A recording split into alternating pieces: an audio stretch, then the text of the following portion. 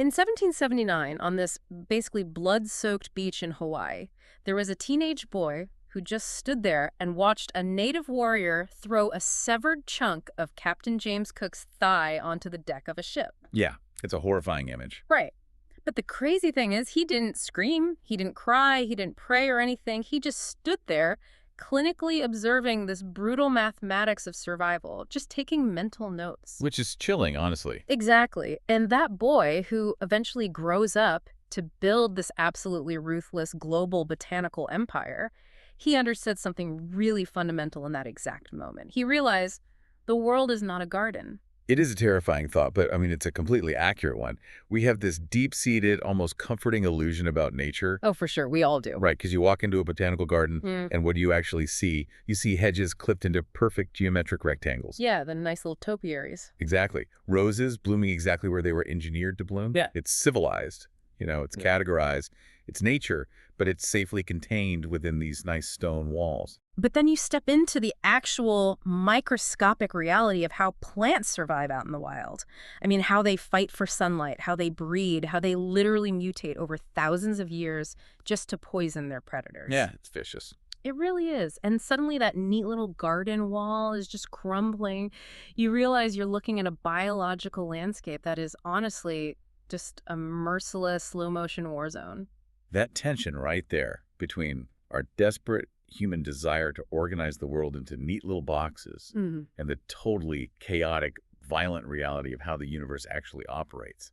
That is exactly what we are exploring today. Welcome to our deep dive, by the way. We are so glad you are here with us for this one. Yes, welcome. We are pulling today from an extraordinary, sweeping narrative, Elizabeth Gilbert's The Signature of All Things. We're going to track the life of a fictional 19th century botanist named Alma Whittaker. And what we are extracting from her story is really nothing less than the mechanics of life itself. Because Alma's quiet, super obsessive study of something as seemingly insignificant as moss. Just literal moss on a rock. Exactly. It leads her to the very brink of discovering the theory of evolution, completely parallel to Charles Darwin. Which is incredible to think about. Right. But to understand her genius, we really have to understand the soil she grew in. We have to start with that teenage boy on the Hawaiian beach, her father, Henry Whittaker. You really cannot understand the delicate hothouse flower without first examining the ruthless rootstock she came from. And Henry Whittaker is, well, he is the ultimate survivor. Oh, absolutely. He is born in 1760 in Richmond, England. And when we say poverty here, we need to be really clear about what 18th century English poverty actually meant. Yeah, paint a picture for us. He was born in a two-room shack with a dirt floor. He's sleeping one thin wall away from the family pigs. It's constantly damp. He's constantly hungry. It's the kind of poverty that completely humiliated him, especially because, just literally down the road, royalty was building this absolute paradise. Precisely. Richmond had a palace, and more importantly, it had Kew Gardens. King George III was just pouring vast amounts of wealth into Kew, trying to turn it into the greatest botanical collection in Europe. And Henry's father actually works there. He's an orchard man, right? Yes, a very humble, head-bowed kind of man, but he is a total savant with fruit trees.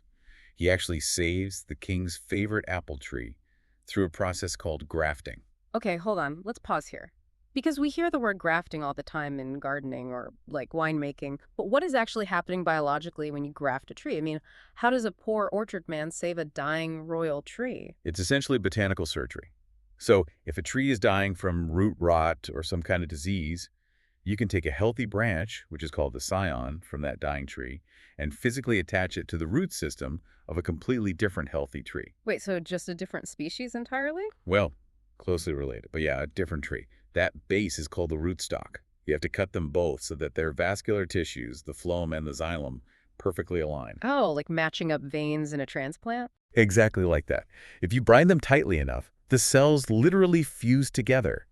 The healthy roots start pumping water and nutrients up into the rescued branch. That is wild. And Henry's father does this so flawlessly that he earns the nickname the Apple Magus. Which sounds incredibly cool, like some sort of wizard title. It does. But the reality is it comes with zero financial reward. Henry looks at his dad, this guy with literal magic hands who just accepts his paltry wage and says things like, if you are careful, you can shear the sheep every year. and Henry is just absolutely disgusted by it. Profoundly disgusted, Henry decides at a very young age that a man shouldn't shear the sheep. A man should butcher the sheep every day. Wow. Yeah. If you want to survive, you take. And what he takes are the most valuable plants in the world because by the 1770s, Kew Gardens is being run by Sir Joseph Banks. Sir Joseph Banks is a titan of history. He had just returned from Captain Cook's first voyage. He's young, he's impossibly rich, wildly handsome, and famous for doing things like, dancing naked on beaches in Tahiti. Just living his absolute best life. Truly. But Banks is also a notorious hoarder. You have to remember, botany in the 18th century wasn't just about pretty flowers. All right, it wasn't just decorative. Not at all. It was the research and development arm of the British Empire. Plants meant medicine, they meant timber for ships, textiles, and food for colonies. It was global power. Exactly. Yeah. So Banks brings back thousands of exotic specimens and absolutely refuses to share them with other international botanists. So teenage Henry Whittaker sees this massive market inefficiency. He realizes all these wealthy international collectors are showing up to Kew Gardens and leaving absolutely furious because Banks won't give them anything. Yep. So Henry approaches them outside the gates. He doesn't even speak French or Dutch, so he just has them draw pictures of the rare orchids or magnolias they want. Just sketching out their order. Exactly. And then, at night, Henry sneaks into the royal greenhouses. And smuggling a live plant in the 1770s is incredibly difficult. You can't just throw an orchid in a blab sack and call it a day. Right, it would die in hours. Yes. Henry has to take exact cuttings without killing the mother plant.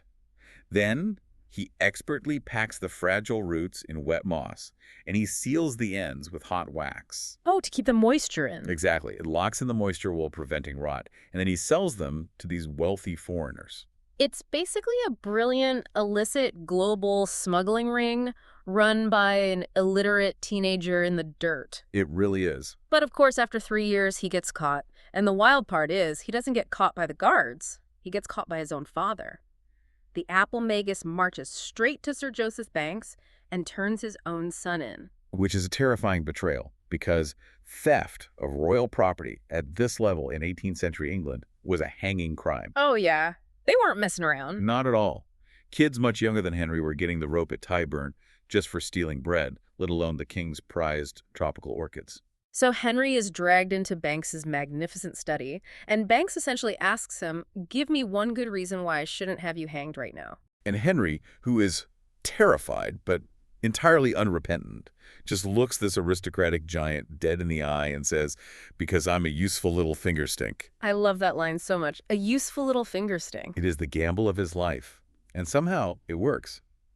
Banks is just so amused by the sheer audacity of this kid that he decides to put Henry to use. Right. Instead of the gallows, Banks sentences Henry to exile. He attaches him as a lowly assistant botanist to Captain James Cook's third voyage around the world. Now, history books usually paint these voyages as grand romantic adventures. Yeah. The age of discovery. Yeah, big sails and heroism. Right. But for Henry, this is a crucible of absolute unfiltered brutality. He is shoved below decks with the livestock. He's bullied by hardened sailors. He's literally eating rats just to survive. And we have to talk about the physical toll of this specific voyage, too, because they were searching for the Northwest Passage. Yes, that mythical sea route through the Arctic. So they are freezing in the ice, and the crew is suffering horribly from scurvy. Okay, could you explain scurvy to us? Because I think a lot of us just think of it as like a pirate joke. But biologically, what is it actually doing to these sailors? Oh, it is completely horrifying. Scurvy is the result of a severe vitamin C deficiency. Human beings, unlike most animals, cannot synthesize our own vitamin C. We have to ingest it. Okay. And we need it to produce collagen, which is the structural protein that basically holds our tissues together. It's the glue. Exactly, it's the glue. So without vitamin C, your body literally begins to unglue itself. Oh my God. Yeah, old scars break open, your gums rot, and your teeth fall out. Your blood vessels become so fragile that you bruise heavily if someone just barely touches you.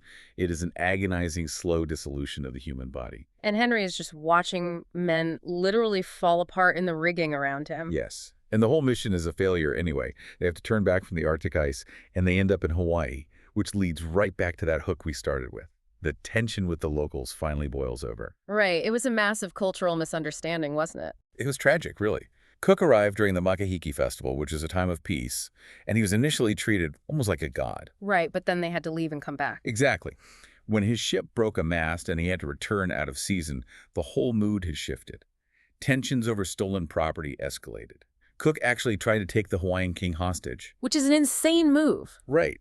And the violence just exploded on the beach. Cook is stabbed and beaten to death right there in the surf.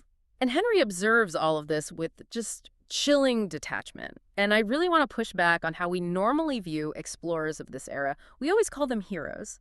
But Henry isn't a hero. Honestly, I think he is the perfect biological definition of an invasive species. Oh, that is a brilliant analogy. How so? Well, think about what an invasive species actually does. It doesn't care at all about the harmony of the ecosystem it enters. It's a weed that roots itself in any environment. It survives the harshest conditions. It outcompetes all the native flora, and it just extracts exactly what it needs to thrive. Wow. Henry doesn't want the romance of discovery. He doesn't care about the majesty of the ocean. He just wants leverage. And he finds that leverage by watching the officers. Before he left, Banks had told him, "Model yourself upon the gentleman." So Henry listens to their diction. He adopts their posture. He's mimicking them. Exactly. But more importantly, as the ship travels through places like the Cape of Good Hope and Java, Henry notices the Dutch East India Company. Ah, the Dutch. Everywhere he goes, he sees these austere, unglamorous Dutch men quietly monopolizing global trade. They aren't seeking glory on a beach like Cook. They're seeking pure profit. So Henry survives the whole nightmare. He returns to England, and Banks is basically like, great job not dying. Now go to Peru and find me the fever tree. The Cinchona calisaya is the absolute holy grail of 19th century botany. Because of malaria, right? Yes, its bark is the source of quinine, which was the only known treatment for malaria at the time. And malaria was essentially the biggest obstacle to European empires expanding into tropical climates. But how exactly does tree bark cure a mosquito-borne disease? I mean, what's the science there? It's actually fascinating. Malaria is caused by a microscopic parasite called Plasmodium. Okay. And that gets injected into your bloodstream by a mosquito bite. The parasite invades your red blood cells and literally eats the hemoglobin. Oh, gross. Yeah, but eating hemoglobin produces a toxic byproduct. So the parasite crystallizes that toxin to protect itself so it doesn't die from its own meal. That's pretty clever for a microscopic bug. Very clever. But quinine, the chemical compound in the fever tree bark, disrupts that exact crystallization process. It essentially forces the malaria parasite to poison itself with its own waste. It's literally chemical warfare. Absolutely. And whoever controls the quinine controls the global expansion of empires. So Henry goes to South America, figures out the trade routes, but then he realizes he doesn't want to be Banks's errand boy anymore. He wants to be Banks. So he just steals the seeds, strikes out on his own, goes to Philadelphia, and builds his own empire. He marries a highly educated, terrifyingly strict Dutch woman named Beatrix, and he becomes the richest man in the city by monopolizing the global quinine trade. Which brings him so much money, and he uses that massive wealth to build an estate called Whittaker. Yes, Whittaker. It is this sprawling compound with massive coal-fired greenhouses where he can grow tropical pineapples in the dead of a freezing Pennsylvania winter. Which brings me to another analogy, because Whittaker feels to me like the ultimate protective glass bubble. Oh, I see where you're going. Yeah. Henry survived the freezing Arctic, he survived the violent Hawaiian surf, he survived scurvy, so he decides to build this impenetrable, totally climate-controlled hothouse just to insulate himself and his family from the brutal world he just conquered. He creates a perfectly controlled environment, a gilded cage, basically. And it is within this hyper-controlled, perfectly funded, insulated hothouse that our true protagonist, his daughter Alma, is born in the year 1800. Okay, let's finally talk about Alma, because the transition here is so fascinating to me. How does a man who views the world entirely as something to be extracted and conquered end up raising a daughter who views the world as something to be deeply, reverently studied? Well, it starts with her mother, Beatrix. Right, the strict Dutch woman. Yes. Beatrix does not suffer fools, and she certainly does not believe in coddling. Alma is born somewhat homely. Henry actually lovingly says she has a face like a bowl of porridge. Ouch. Thanks, Dad. I know, right? But she is born absolutely brilliant, and Beatrix begins educating Alma the literal second the child can sit up. She doesn't use baby talk. She uses the Linnaean taxonomy. Okay, we need to break down the Linnaean taxonomy for you listening, because if you're a modern person, you might just think of it as those italicized Latin names you skip over on Wikipedia. But this was a massive revolution in how human beings understood reality, wasn't it? Oh, absolutely. Before the Swedish botanist Carl Linnaeus came along in the 1700s, plot names were a complete nightmare. How bad was it? Well, a single rose might have a 15-word Latin name that was essentially just a really long physical description. And botanists in different countries couldn't even agree on what to call anything. So it was just chaos. Complete chaos. Right. Linnaeus introduced binomial nomenclature. 2 names. Exactly. Genus and species, like Homo sapiens. But more importantly than that, he created a strict hierarchical system to categorize all life on Earth. Kingdom, phylum, class, order, genus, species. It was the ultimate filing system for the planet. Yes. It allowed scientists to finally see evolutionary relationships between organisms, even before they knew what evolution was. Beatrix teaches a toddler Alma how to distinguish a mineral from a plant and a plant from an animal using strict scientific definitions. Like what? She tells her, stones grow, plants grow and live, animals grow, live, and feel. Wow. Imagine internalizing that exact logical framework before you even learn your ABCs. It creates a mind that is just ravenous for order. So Alma grows up roaming this massive estate, and she's entirely obsessed with finding the master clockwork. The rules of the universe. Exactly. She wants to know how it all ticks. She pulls apart flowers. She dissects insects. There's this one moment where she asks her mother why the autumn crocus blooms in the cold when everything else is dying. And Beatrix, who is the ultimate rationalist, simply looks at her and says, not everything has an answer. Which completely short-circuits Alma's brain. It breaks her. She is so stunned by the concept of an unanswerable question in nature that she literally has to go sit in silence for hours. But look at what she does next, because this is so important. She doesn't throw a tantrum. She draws the crocus, dates the entry in her journal, and categorizes the mystery. That is the defining trait of Alma Whittaker's life. If she can't understand it right away, she will meticulously catalog it until she does. Yeah. She's growing up in a house where the most famous scientists and explorers dine every single week. She absorbs everything. There's this beautiful, really poignant scene from her childhood during a dinner party. An Italian astronomer organizes the guests into a living model of the solar system on the dark lawn outside. Oh, the comet scene. I love this part. Yes. He hands young Alma a flaming torch and tells her she is the comet. She runs across the grass in the dark, sparks just flying behind her. She's the only celestial body not tied to a fixed, repetitive orbit. It's this incredibly rare, fleeting moment where she feels completely unbound by the rules. But the tragedy of her life is that it doesn't last. Because as she grows older, she realizes she is bound. Very much so. She's a literal genius. She speaks multiple languages. She understands complex calculus. She's mastering botany, but she's a woman in the 19th century. Right. She isn't allowed to board the ships. No. She isn't allowed to go on the grand, dangerous expeditions her father constantly funds. Her physical world is entirely restricted to the borders of the Whittaker estate. Which forces her extraordinary mind to basically turn inward, leading to a really fascinating psychological development.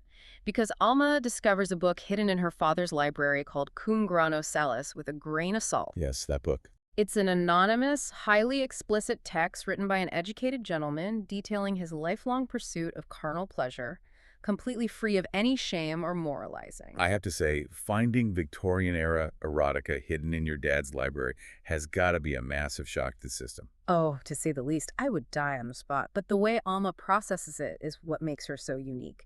She locks herself in a small binding closet. She experiences her own solitary, sensual awakening, but she doesn't do it with, like, romantic fantasy or shame. No, not at all. She applies the exact same clinical, observational rigor to her own body that she applies to her botanical specimens. She tracks the physical sensations. She literally marvels at the physiological response of her own nervous system. It's pure science to her. Exactly. And I want to push back on people who might read that and find that scene cold or overly clinical. I actually think it's profoundly sad, but also incredibly resourceful. I mean, Well, she is exploring her own body like a newly discovered continent, precisely because she isn't allowed to leave Pennsylvania to explore real continents. It's her only frontier. that's a very perceptive way to view it. Her isolation is just profound. She has an adopted sister, Prudence, who is flawlessly beautiful, but completely emotionally opaque. They just don't connect. Right. They're polite to each other, but they don't truly know each other. So Alma is alone with her brilliant mind and her newly awakened body. And what does she do? She scales her world down.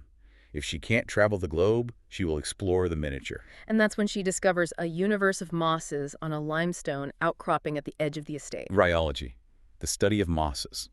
Why moss, though? I mean, of all the magnificent, towering tropical plants in her father's greenhouses, why dedicate her entire life to the green stuff growing on a rock? Because, as Alma observes so astutely, moss is a resurrection engine. What does that mean? It survives through a biological process called cryptobiosis.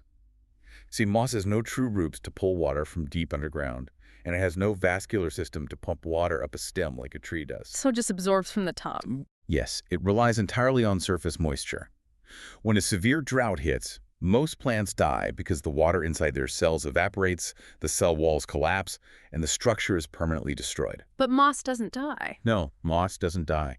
Moss essentially pauses life. Wow. It synthesizes complex sugars, like trehalose, which basically replace the water inside its cells. Oh, so it swaps out the liquid. Exactly.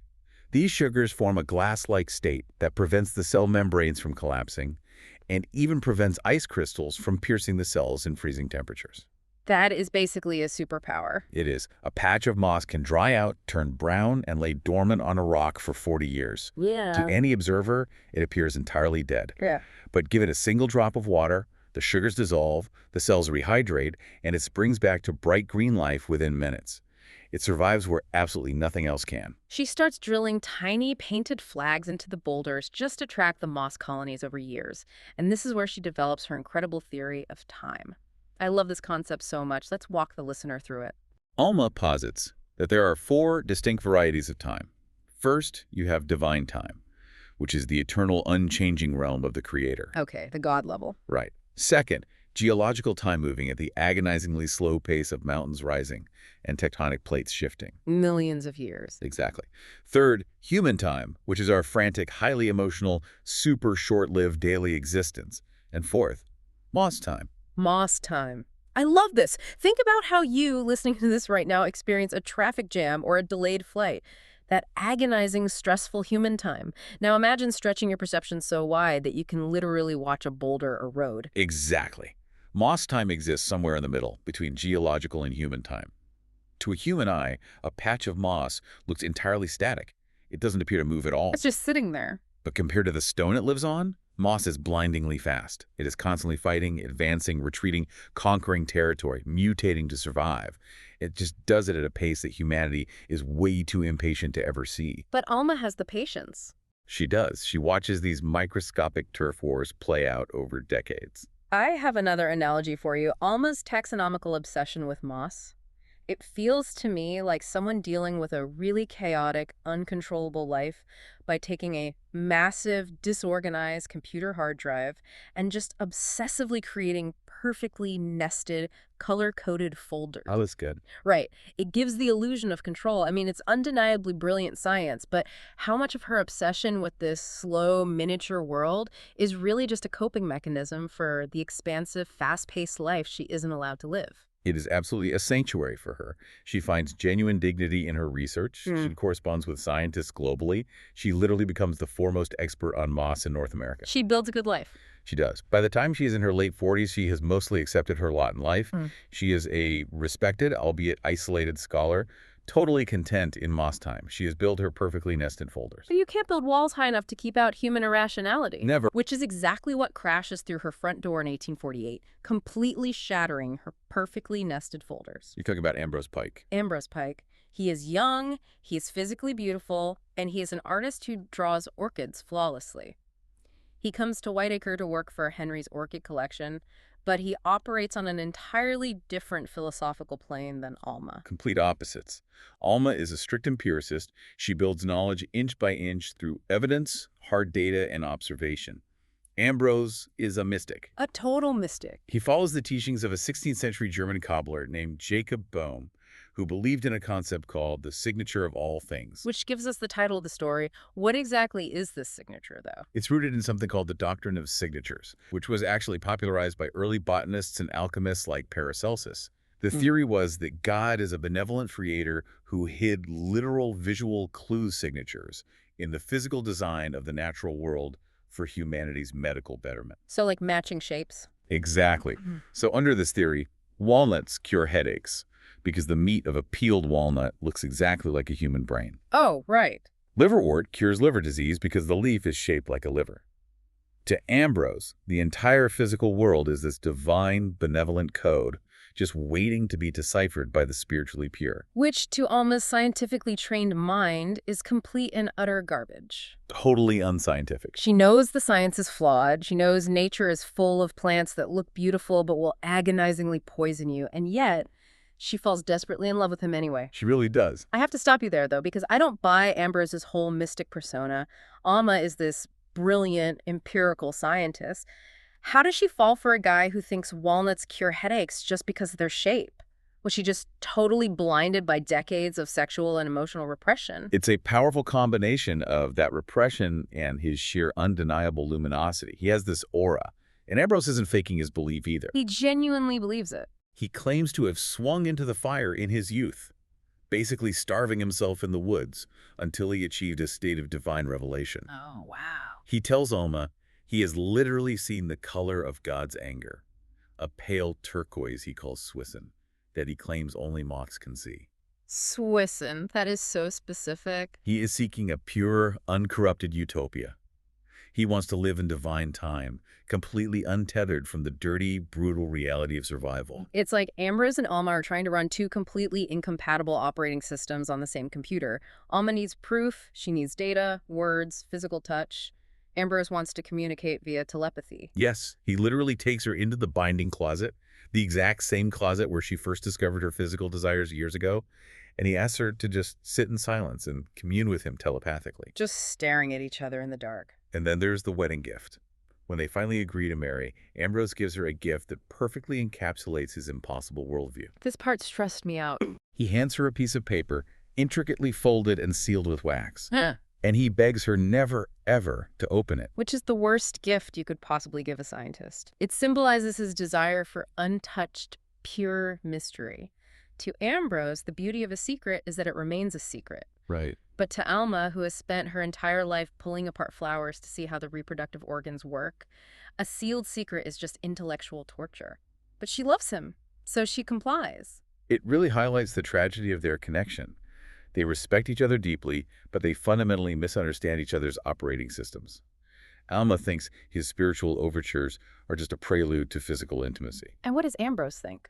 Ambrose thinks her willingness to listen means she wants to transcend the physical body entirely, just like he does, which leads to the agonizing reality of their marriage. It goes entirely unconsummated. Months pass like this. Alma, who has literally studied her own desires for decades, finally works up the courage to confront him in the bedroom. She asks him flat out if he wants her, and Ambrose smiles and says yes. But they mean two entirely different things. Exactly. She means, do you want to have sex with me? He means, do you want to exist in a state of pure, sexless, spiritual companionship with me? The miscommunication is devastating. When Alma finally realizes the truth, that she is a highly sensual, empirical woman married to a man who will never ever touch her, who views physical desire as a tether to a corrupt and filthy world, she just snaps. The rational scientist realizes she has made a grossly irrational error. Yes. She banishes him. She uses her father's wealth to send Ambrose away to Henry's vanilla plantations in Tahiti. Which is such an intense parallel to her father. Sir Joseph Banks exiled her father to the Pacific for stealing orchids. Now Alma exiles her husband to the Pacific for breaking her heart. History repeating itself. And just like Captain Cook's voyage, Tahiti is where the illusions die, because a few years later, Alma receives word. Ambrose is dead. And this is the catalyst that propels Alma out of the safety of Moss time and violently back into human time. Because Ambrose's belongings are shipped back to Whittaker by one of Henry's ruthless, globe-trotting fixers, a man named Dick Yancey. Big Yancey, what a character. Yancey walks into her study, drops Ambrose's battered leather valise on her desk, and tells her, flatly, burn it. Which, I mean, if a hardened corporate fixer hands you a mystery suitcase from Tahiti and tells you to burn it, you are 100% going to open it. Oh, naturally, nobody would burn that. Yeah. So Alma opens the valise, and inside, she doesn't find botanical drawings of orchids like she expected. Oh. She finds dozens of exquisite, highly erotic portraits drawn by Ambrose. They are portraits of a beautiful naked Tahitian youth. And in the corner of every single drawing, Ambrose has written the words, "Tomorrow morning." Alma's initial reaction is just pure analytical calculation mixed with incredible rage. She realizes her angelic, supposedly spiritually pure husband was, in her eyes, a sodomite. She thinks tomorrow morning is a code, right? Like an anagram or a promise of a future rendezvous. That's exactly what she assumes. She feels totally manipulated. She was made to feel grotesque for her own natural desires, while he was lusting after young men in the Pacific. So after her father Henry passes away, Alma does the unthinkable. In her 50s, she packs up the valise, leaves the hothouse of Whittaker, boards a whaling ship, and sails to Tahiti to find the absolute truth. She goes straight to the Pacific Crucible. And when she arrives at Matavai Bay in Tahiti, the island immediately strips her of her illusions of control. It's chaos from minute one. The locals steal nearly all her practical belongings within hours of her arrival.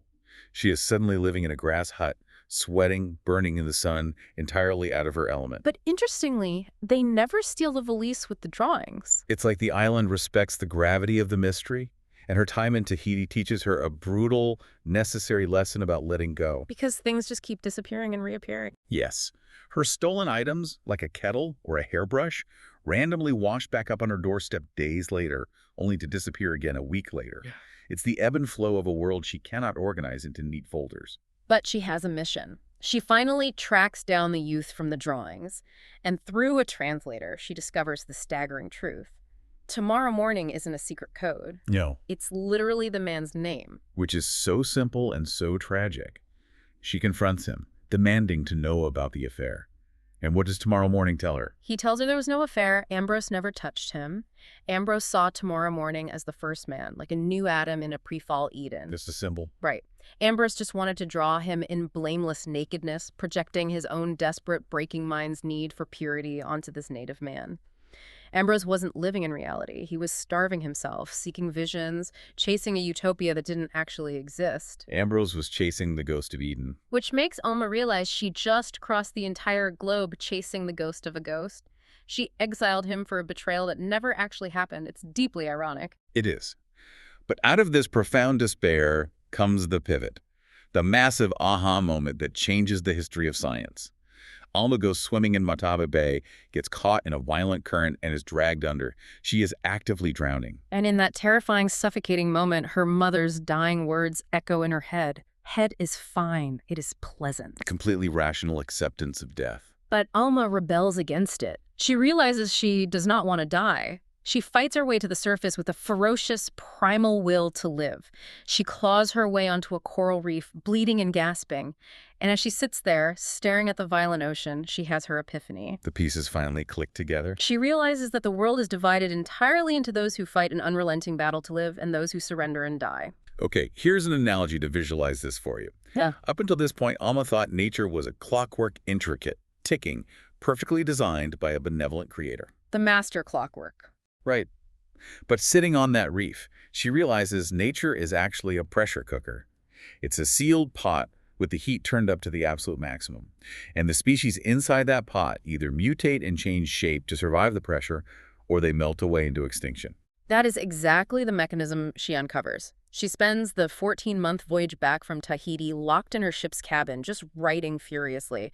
She drafts a dense 40-page thesis outlining what she calls the theory of competitive alteration. She realizes that the struggle for existence isn't just an unfortunate feature of life, it is the actual creator of life. She cracks the code of evolution years before Darwin. We really need to spend some time on this because it's the climax of her intellectual life. She lays out 10 specific points, walk us through the mechanics of her theory. Okay, so Alma synthesizes decades of observing moss with her experiences in Tahiti. Her logic is totally flawless. Point 1.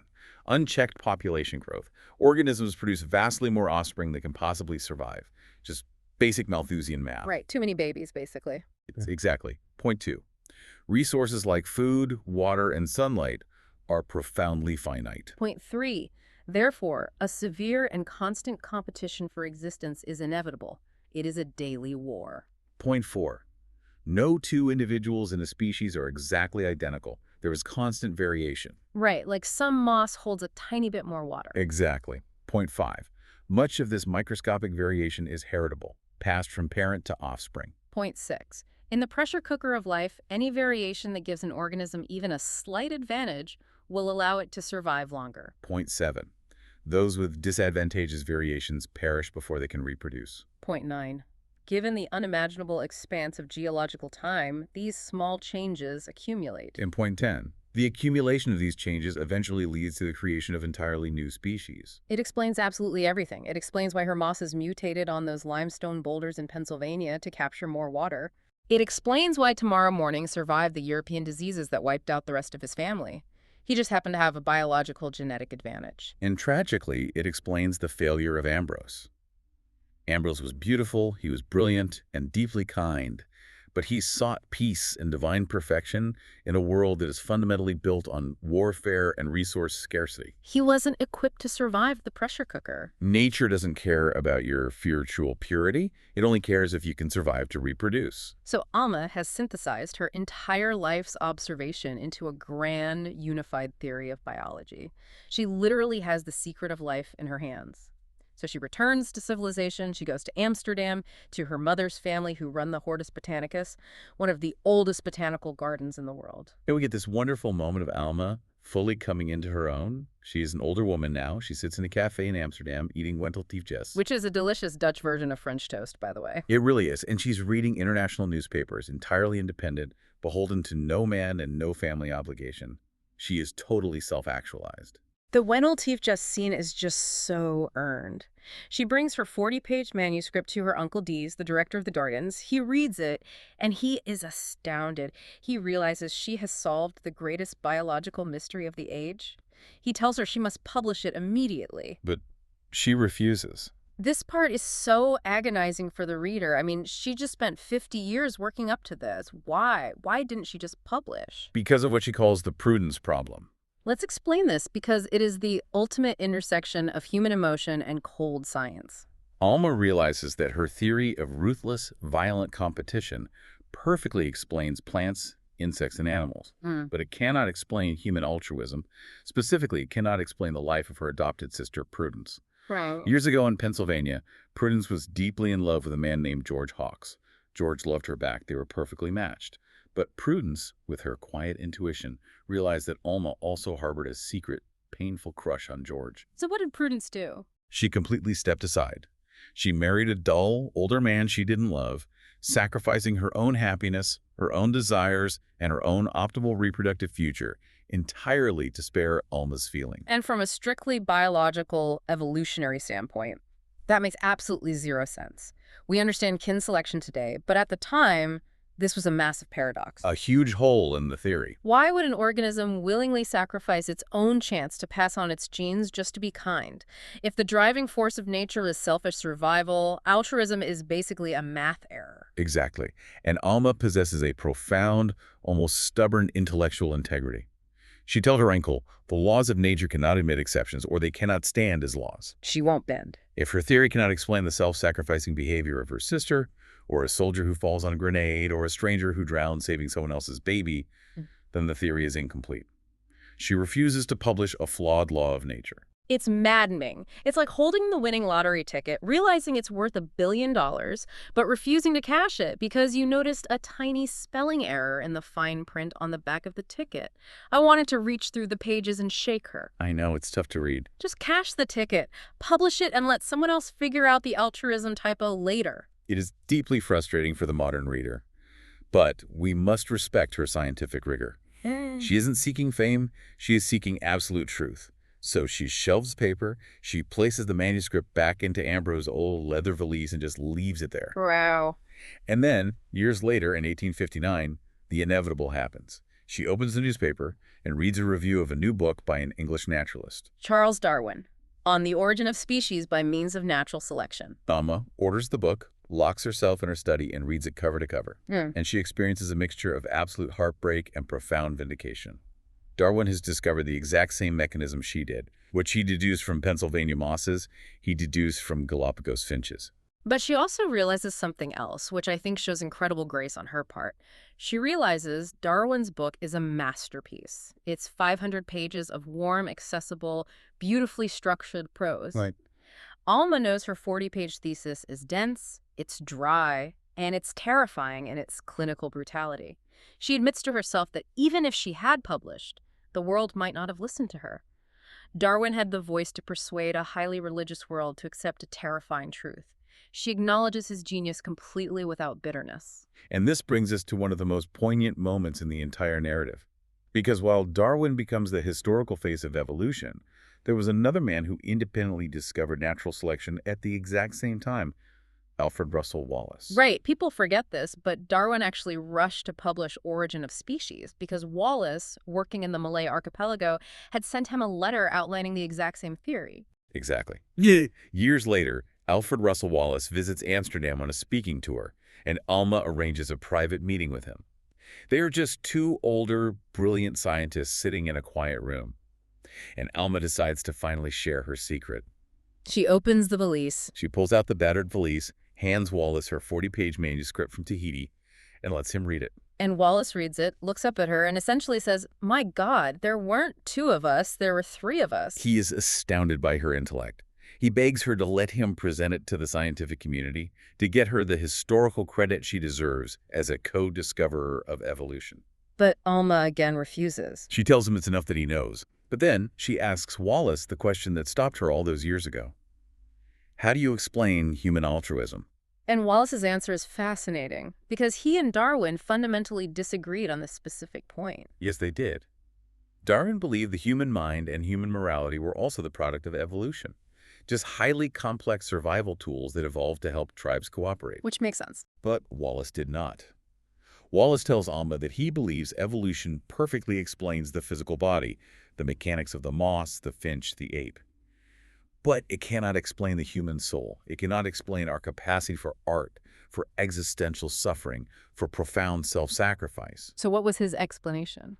Wallace believes that a supreme intelligence exists in the universe, an intelligence that longs for connection, and that this divine force intervened in the evolutionary timeline to give humanity its mind. He essentially brings God or a divine spiritual force back into the equation, which is exactly what Ambrose was looking for. Ambrose wanted union with that supreme intelligence. He was just looking for it in the shapes of orchids rather than in the human soul. Alma recognizes this immediately. She finds Wallace's theory beautiful, like a piece of poetry, even if her strict empiricist mind can't accept it as hard, provable science. Right. But the conversation brings her an incredible sense of peace.